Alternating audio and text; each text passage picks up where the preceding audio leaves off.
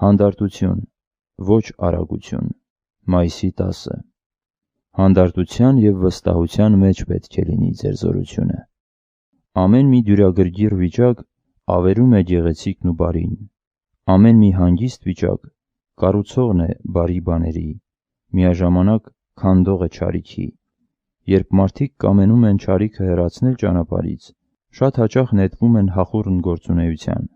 Այս սխալ է։ Նախ հանգիստ եղեք և հիշեք, որ ես Աստված եմ։ Առհասարակ գործեք միայն այն ժամանակ, երբ ես կթելադրեմ։ Աստծո առջև միշտ հանգիստ եղեք։ Հանդարտությունը գործնական վստահություն է։ Վստահեք միայն։